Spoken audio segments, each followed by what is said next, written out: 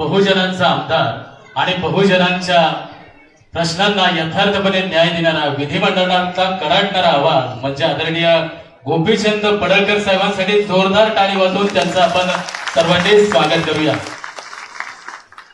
आपल्या सर्वांचं आराध्य दैवत श्री छत्रपती शिवाजी महाराज यांच्या पवित्र स्मृतीस विनम्र अभिवादन करतो. आज आपण सर्वजण अशा कार्यक्रमाला उपस्थित आहोत की ज्यांच्याविषयी महाराष्ट्रातल्या सर्वसामान्य मराठी माणसाच्या मनामध्ये एक वेगळं आदराचं स्थान आहे. सूर्य चंद्र असेपर्यंत ज्यांचं नाव कायम अजरामर राहणार आहे आणि ते आपल्या गावचे सुपुत्र आहेत. आपल्या इंगवली गावचा अभिमान स्वाभिमान स्वर्गीय मराठीचे सुपरस्टार दादा कोंडके यांच्या जयंतीचा दिवस आहे. मी आपल्या सर्वांच्या वतीनं दादांच्या पवित्र स्मृतीस कोटी कोटी अभिवादन करतो. दादांचं भव्य दिव्य स्मारक व्हावं ही आपल्या गावातल्या गावकऱ्यांची इच्छा होतीच. नुसत्या गावातल्याच लोकांची नाही, दादांच्या वरती जीवापाड प्रेम करणाऱ्या प्रत्येक मराठी माणसाला वाटत होतं की दादांच्या संदर्भामध्ये काहीतरी स्मरणात राहावं अशी बाब महाराष्ट्रामध्ये घडावी.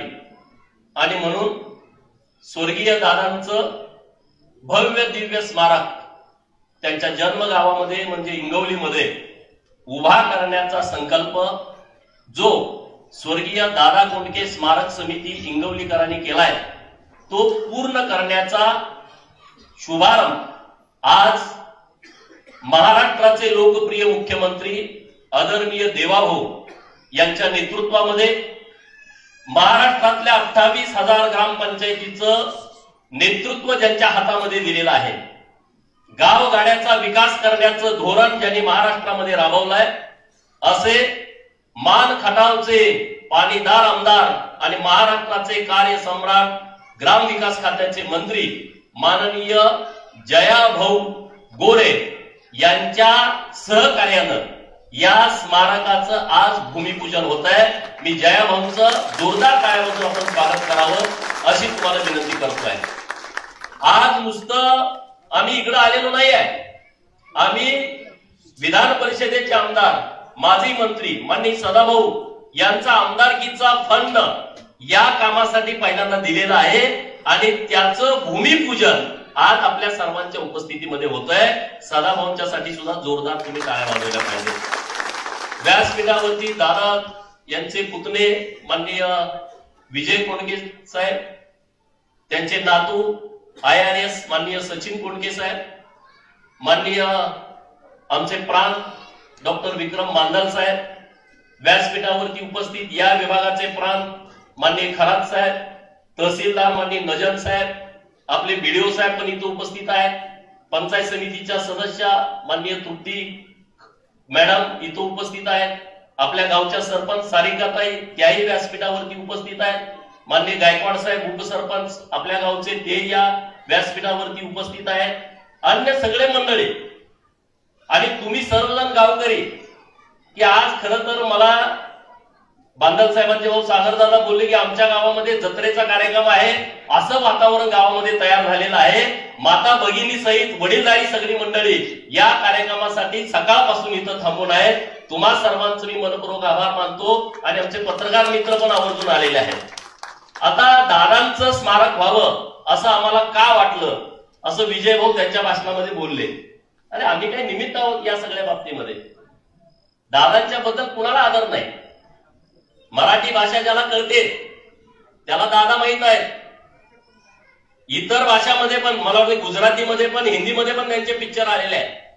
असा कलाकार होणेच नाही जो स्वतः लिहितो, स्वतः गातो, स्वतः गाणी पण लिहितो, स्वतः दिग्दर्शन करतो, स्वतः निर्माता असतो, स्वतः नायक पण असतो. असा दुसरा कलाकारच आपल्या महाराष्ट्रामध्ये नाही आणि पुढे पण असा काही कलाकार होईल अशी काही शक्यता नाही. इतकी क्षमता, इतकी ताकद ही स्वर्गीय दादांच्या मध्ये होती. आणि मग लोक त्यांच्यावरती टीका करायची, दादा डबल मिनिंग बोलतात. अरे मराठी भाषा तशी आहे ना. आपण गावात हे चमाईला दादा काय वेगळं बोलत होते. घरात आपण सहज बोलत असताना तुझ्या माईला अमकं तमकं फलानं सगळे शब्द आपण घरात वापरतो. दादानी दुसरं काही केलं नाही. जे गावात होतं ते त्यांनी पिक्चर मध्ये नेलं. ह्याच्यापेक्षा वेगळं काहीच केलं नाही. कुणाला ते पटो वगैरे न पटो. म्हणजे वाड्या वस्त्यावरती काय चालतंय, गावात काय चालतंय, धनगरवाड्यामध्ये काय चालतंय, वंजाऱ्यांच्या पाड्यावरती काय चालतंय, आदिवासींच्या पाड्यामध्ये काय चालतंय, बारा बलुतेदारांचं काय चालतंय, हे सगळं त्यांनी गावात अनुभवलं. म्हणून त्यांनी ते पिक्चर मध्ये आणलं. ते पिक्चर मधनं लोककलेत आले नाहीत, लोककलेतून ते पिक्चर मध्ये गेले. आणि त्यामुळं आज इतकं मोठं मराठीचं नाव जे आहे त्यामध्ये दादांचा सुद्धा सिंहाचा वाटा आहे. विजय भाऊनी त्यांचे काही त्यांनी तर सोबतच काम केलं, ते भाग्यवान आहे. आम्ही कम नशिबी आहोत. आम्ही हे दादांना आम्ही प्रत्यक्षात बघू शकलो नाही. आज असते तर आमचे ते चांगले मित्रच असते असं आम्हाला वाटतंय. कारण आम्ही बघू शकलो नाही, हे आमचं दुर्दैव आहे. चुकून मांडेकर साहेबांचं माझ्याकडून नाव राहिलं. आपल्या या विधानसभा मतदारसंघाचे आमदार साहेब, त्यांचाही मनपूर्वक आभार व्यक्त करतो. आणि 70 लाखाचा निधी त्यांनी दिलाय, त्याबद्दल त्यांचं धन्यवाद देतो. खरं तर काम तुमचंच आहे. आम्ही आपलं पुरवले म्हणून आलोय. जयाभाऊ तुम्हाला मदत करायला आले तर जयाभाऊ तुम्ही म्हटलं की आता जयाभाऊनी सगळ्या मतदारसंघावरतीच लक्ष दिलं पाहिजे. जयाभाऊंच्याकडे आता ग्रामीण भागाची जबाबदारी आहे आणि आपण सगळे गावाकडे राहणारी लोक आहोत. आणि जयाभाऊचं खातं असं आहे, जन्मल्यापासून मृत्यूपर्यंत सगळं त्यांच्या खात्यात मिळतंय. म्हणजे बारक्या पोरांचं असलं, अंगणवाडीत घालायचं असलं, त्याला काही खाद्य द्यायचं असलं आणि मेल्यानंतर स्मशानभूमीत जायचं, स्मशानभूमीचं पण काम त्यांच्याकडेच आहे. आणि आता त्यांनी असं धोरण राबवलंय, ज्या गावात स्मशानभूमी नाही त्या सगळ्या सरसकट गावांना स्मशानभूमी द्यायची आहे. दादांचं एवढं मोठं नाव आहे महाराष्ट्रामध्ये. आम्ही देवाभाऊंच्याकडे गेलो, मुख्यमंत्री साहेबांच्याकडे, की असं असं दादांचं स्मारक करायचं आहे. सदाभाऊनी सांगितलं ती आता त्यांनी टाकलीच, त्यांनी ती सदाभाऊंच्यासाठी टाकलेली आहे. सदाभाऊ म्हटले की तू चड्डी घालून त्या कार्यक्रमाच्या उद्घाटनाच्या वेळेस असला पाहिजे. आणि शरद जोशी साहेब, भाऊ योगायोग बघा, सदाभाऊ हे शरद जोशींच्या चळवळीतले नंबर 2चे नेते होते, नंबर 2, 3 त्यांच्यापर्यंत.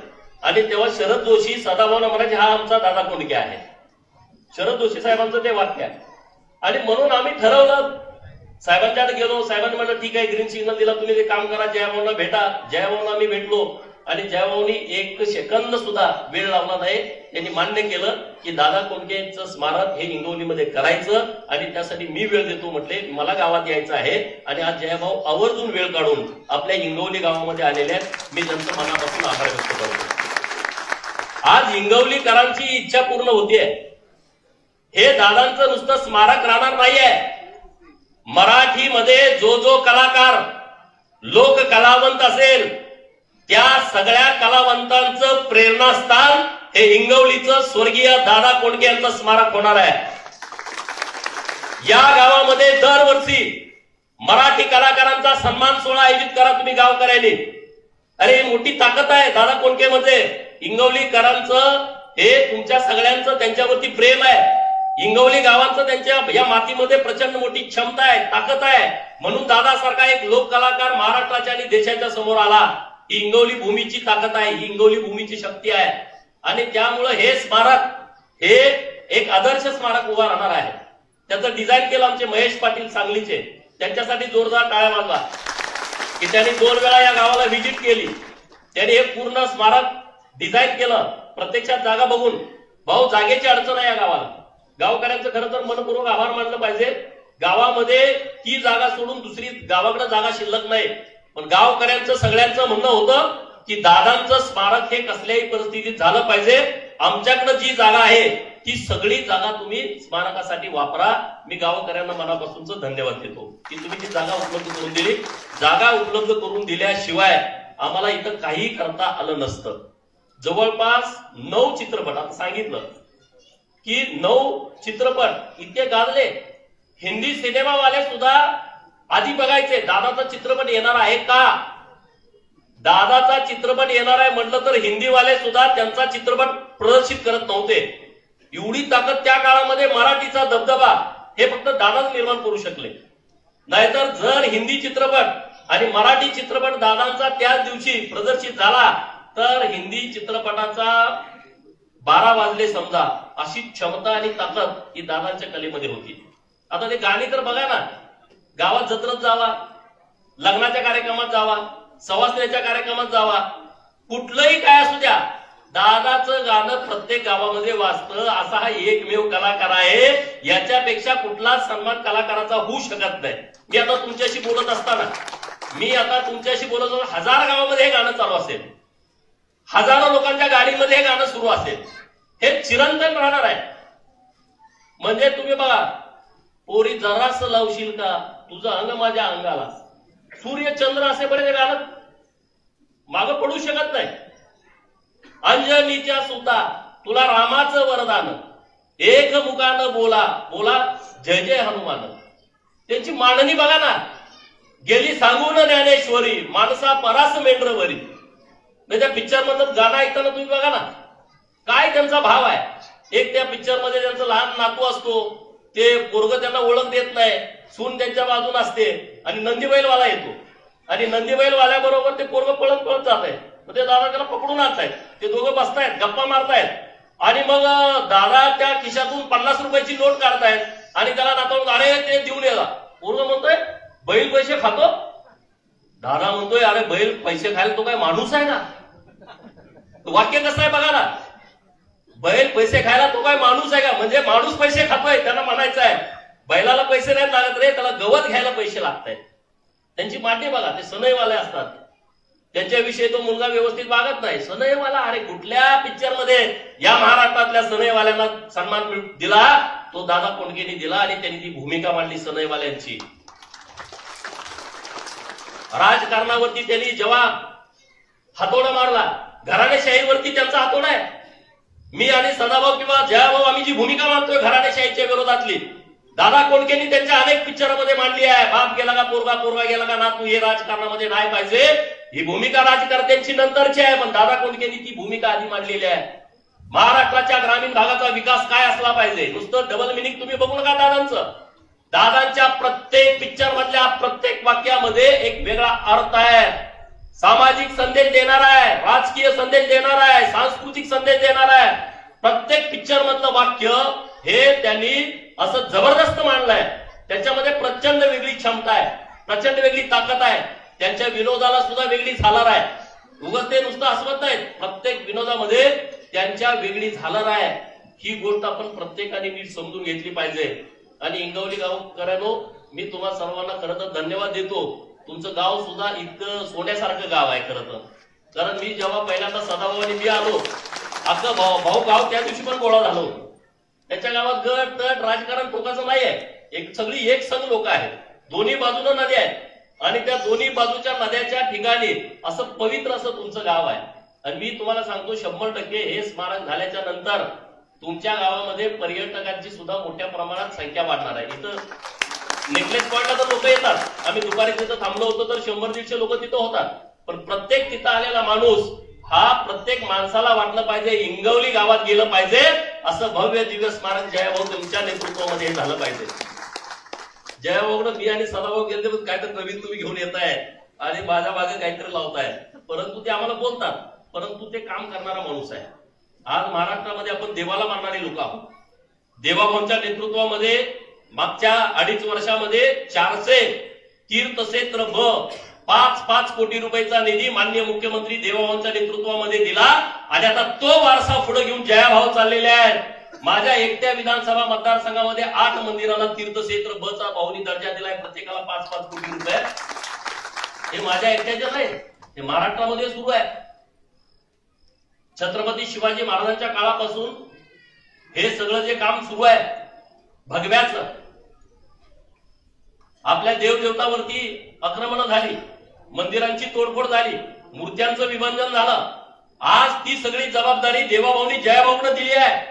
मंदिरांचं संरक्षण करणं, मंदिरांचं पुनर्जीवित करणं, आणि ते काम जयाभाऊ अत्यंत ताकदीनं करतायत. महाराष्ट्रामध्ये ते ताकदीनं करतायत. त्यामुळे आजचं जे इंगवलीचं आपलं जे स्मारकाचं काम आहे, जयाभाऊंच्याकडे आमची विनंती आहे, हे भव्य दिव्य देखणं स्मारक आम्ही डिझाईन केलंय. हे स्मारक अत्यंत क्वालिटीचं व्हावं आणि त्यासाठी लागणारा निधी तुम्ही मोठ्या प्रमाणामध्ये आम्हाला द्यावा, अशी तुम्हाला आमची हात जोडून सगळ्यांची विनंती आहे.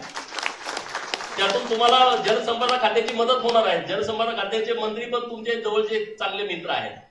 कारण इथं घाट बांधावा लागणार आहे, मोठा नदीचं पात्र आहे आणि त्यामुळे आता पात्र पूर्णपणे भरलेलं आहे. या स्मारकाच्या बाजूला नदी आहे आणि नदीमध्ये एक मोठा भव्य दिव्य घाट बांधायचा आहे. जलसंपदा खात्यामध्ये आपण पत्र दिलं तर 22 कोटी रुपये त्यातून मिळतील, त्यामुळे तुमचा लोड कमी होईल. बाकीचा जो निधी वरच्या सगळ्या कामासाठी लागणार आहे तो निधी तुम्ही तिथं द्यावा. तिथं एक स्मशानभूमी आहे, ती पण स्मशानभूमी आपल्याला शिफ्ट करावी लागणार आहे, एका बाजूला घ्यावी लागणार आहे. आणि तिथं गायमुख आहे, म्हणजे 24 तास 365 दिवस दुष्काळात सुद्धा या गायमुखातून पाणी येत आहे. पवित्र आहे, तीर्थ असलेलं ठिकाण आहे आणि त्यामुळे वेगळी ऊर्जा वेगळी ताकद या इंगवलीच्या भूमीमध्ये आहे. दादा कोंडकेंचं जे स्मारक आज इथं उभा राहणार आहे, हे स्मारक लोकभाषेचं, लोकसंगीताचं, तमाशा लावणीच्या परंपरेचं आणि ग्रामीण संस्कृतीचं प्रेरणास्थान झाल्याशिवाय राहणार नाही. कारण जे तमाशात मांडलंय, जे लावणीमध्ये मांडलंय, जे वगनाट्यामध्ये मांडलंय, जे वाघ्या मुरळी मांडतायत गावागावामध्ये, जे लोक कलाकार गावागावामध्ये फिरतायत, लोककला जिवंत ठेवतायत, त्या सर्वांचं प्रेरणास्थान हे इंगवलीचं दादा कोंडके यांचं स्मारक ठरणार आहे. आणि ती ताकद या भूमीमध्ये आहे. आमचे बांधल साहेब, प्राण साहेब आहेत, मी त्यांना फोन केला की मला भोर तालुक्यामध्ये दादा कोंडकेंच्या गावाला जायचं आहे. प्राण साहेब म्हणले माझंच गाव आहे ते आणि कोंडके फॅमिलीचं आमचं जीवाभावाचं संबंध आहेत म्हणले. आमच्या घरी ते यायचे म्हणले, मुंबईत आल्याच्या नंतर बसायचे उठायचे आमच्याशी बोलवणार. बरं झालं म्हटलं, आणखी आपल्याला चांगलं काम करता येईल. त्यांनी वेळ काढला, ते आले इथं, गावातली सगळी लोक थांबली, तुम्ही सगळे जण आमच्या सोबत आला, फिरला, बोलला, सगळी चर्चा केली आणि मग आजचा दिवस आलेला आहे. दादा कोंडके यांच्या जयंतीच्या निमित्तानं मी त्यांच्या पवित्र स्मृतीस कोटी कोटी अभिवादन करतो. जयाभाऊंना पण धन्यवाद देतो की त्याचा खूप व्यस्त कार्यक्रम आहे. सांगली जिल्हा, सातारा जिल्हा आणि सोलापूर जिल्ह्याचे पालकमंत्री आहेत, पूर्ण वेळ ते बिझी आहे. पण आम्ही विनंती केली की तुम्ही इकडे आलं पाहिजे आणि त्यांची इच्छा होती की या स्मारकाच्या भूमिपूजनाला यायचं. आज ते आलेले आहेत. भव्य दिव्य स्मारकाचा सोहळा पण पार पडलेला आहे. आता पुढं राज्याचे मुख्यमंत्री महोदय देवाभाऊंना घेऊन येऊन ते स्मारक पूर्ण करून लोकार्पणाच्या कार्यक्रमाची सर्व जबाबदारी माननीय ग्रामविकास मंत्री महोदय जयाभाऊंच्याकडे आहे. बरोबर ना? जोरदार टाळ्या वाजून सांगा तुम्ही त्यांच्यावरती जबाबदारी टाका की राज्याचे मुख्यमंत्री महोदय आले पाहिजेत आणि त्यांच्या हस्ते या, कारण मुख्यमंत्री महोदय जे उपेक्षित वंचित आहेत ना, नायक, आता जीवा माल्यांच्या स्मारकाला निधी दिला. जीवा माल्यांच्या स्मारकाची का नाही आठवण झाली हो कोणाला? छत्रपती शिवाजी महाराजांच्यासाठी स्वतःचा जीव धोक्यात घालणारा जीवा माले. छत्रपती शिवाजी महाराज पन्हाळगडावरतून खाली जाताना शिवाकाशीताना माहित होतं की आता तिथं गेल्यानंतर मृत्यूच आहे. छत्रपती शिवाजी महाराजांसारखा हुबेहूब दिसणारा शिवाकाशी, त्यांना सांगितलं की तुम्ही महाराज म्हणून खाली जायचंय. त्यांना माहित आहे मी आता पालखीत बसणार आहे. महाराजांनी बोलून घेतलं की जबाबदारी तू पार पाडायची आहे. वीर शिवाकाशीत काय म्हणताय? अरे छत्रपती शिवाजी महाराज म्हणून मला जन्माला येता आलं नाही, परंतु छत्रपती शिवाजी महाराज म्हणून मला मृत्यू येणार आहे, हे माझं परमभाग्य आहे. मागच्या अनेक जन्मांचं मला पुण्य आहे. वीर शिवाकाशीत कुणी लक्ष दिलं नाही, आपलं सरकार देत आहे. प्रतापगडाच्या पायथ्याशी सुद्धा जीवा मालेचं स्मारक करायचा निर्णय सरकारनं घेतलेला आहे. हे जे उपेक्षित लोक आहेत, वंचित लोक आहेत, या लोकांना न्याय देण्याची भूमिका महाराष्ट्राच्या मुख्यमंत्री महोदयांची आहे. अरे मराठीचा सुपरस्टार दादा कोंडके आहे, हिंदीचा सुपरस्टार अमिताभ बच्चन आहे आणि महाराष्ट्राच्या विकासाचा सुपरस्टार राज्याचे मुख्यमंत्री माननीय देवेंद्र फडणवीस साहेब आहेत. आणि त्या सुपरस्टारची ही सगळी टीम आहे. रात्रीचा दिवस करणारी मंडळी मंत्रिमंडळामध्ये आहेत, तरुण आहेत, तडफदार आहेत, काम करणारी लोक आहेत. आणि अशा लोकांच्या माध्यमातून महाराष्ट्रामध्ये सर्वदूर गावगाड्यामध्ये विकास करण्याचं धोरण हे आमच्या सरकारने घेतलेलं आहे. आणि सरकारचे मंत्री आमचे जयाभाऊ सारखे रात्रंदिवस त्यासाठी पळतायत, मेहनत घेत आहेत. मागचे 2 महिने मी त्यांना बघितलं, रात्रंदिवस इथं तिथं. निवडणुका झाल्या मागे विधान परिषद झोपला का नाही मला माहितच नाही. जयाभाऊ तुम्ही झोपले का नाही माहितच नाही. सांगलीत आले, सांगलीच्या प्रत्येक तालुक्यात जायचं, सातारातल्या प्रत्येक तालुक्यात जायचं, सोलापूर जिल्ह्यातल्या प्रत्येक तालुक्यात जायचं. विधान परिषदेच्या निवडणुकीच्या वेळेस रात्रंदिवस त्यांनी मेहनत घेतलेली आहे. पंढरपूरची वारी, अरे तुम्ही युट्यूब वरती जाऊन बघा. पंढरपूरची वारी, निर्मल वारी, राज्याचे मुख्यमंत्री देवाभाऊंच्या नेतृत्वामध्ये जयाभाऊंनी गेल्या 2 वर्षापासून काय नियोजन केलं आहे. अरे वारकऱ्यांचं चरण स्पर्श, चरण सेवा, अरे सगळ्या वारकऱ्यांच्या पायाला तेल लावून मॉलिश करायचं काम राज्य सरकारच्या माध्यमातून होत आहे आणि ते वारकरी आशीर्वाद देत आहेत. भाऊ तुम्ही ते बघा व्हिडिओ एकदा गाडीत जाताना बघा. त्या वारकऱ्यांना तुम्ही जे सुविधा केंद्र केलेले निवारा केंद्र सगळ्या पावसाचे दिवस असतात, सगळं किच. आज तुम्ही त्या सगळ्या जे नियोजन करताय ना, हे खरं तर वारकऱ्यांचे प्रचंड आशीर्वाद हे तुम्हाला आणि देवभावना लागणार आहे. प्रचंड आशीर्वाद. हे रात्रंदिवस सगळे हे मंडळी मेहनत घेत असतात सगळी लोक. इतकं काम आणि निर्मल दुसऱ्या दिवशी गावं स्वच्छ, दुसऱ्या दिवशी पंढरपूर स्वच्छ. पंढरपूरचा आमचा जवळचा संबंध आहे. 15 दिवस लोक आजारी पडायची दुसऱ्या दिवसापासून आणि 5 दिवस गावातली लोक गायब असायची. आता परवा गेल्यानंतर सांगितलं की 5 दिवस आम्ही वारीच्या काळात गायब व्हायचो, आता आम्ही गाव सोडत नाही, उलट आम्ही वारकऱ्यांच्या स्वागतासाठी गावामध्ये राहतोय. हे सरकारनं काम हातामध्ये घेतलेलं आहे. आपल्या गावातून वारकरी मंडळी आहेत. विठ्ठल रुक्मिणीचं मंदिर गावामध्ये आहे आणि दादा कोंडके यांच्या एकता जीव मध्ये पण आम्ही ते विठ्ठल रुक्मिणीचे आम्ही सगळे भक्त आहोत. आम्ही ते वाचलं एकता जीव मध्ये. एकता जीव पुस्तक सगळ्यांनी वाचलं पाहिजे. भाऊ तुम्ही पण वाचलं पाहिजे, कारण एवढा मोठा सुपरस्टार माणूस. त्या लेखिकेने त्यांची मुलाखत घेतली की बाबा तुमच्यावरती आता आत्मचरित्र लिहायला पाहिजे. दादानी त्यांना मान्यता दिली. परत दादांच्याकडे त्या बोलायला गेल्या. दादा सगळं असं काय एकदम खुलं बोलणार. त्यांनी सांगितलं की आम्ही काही तुमचं आत्मचरित्र लिहित नाही का, तर तुम्ही स्पष्ट बोलत नाही. मग म्हणले ठीक आहे, मी एकदम खुला बोलतो ह्या सगळ्या विषयावरती. आणि त्यांनी सगळं लिहिलंय.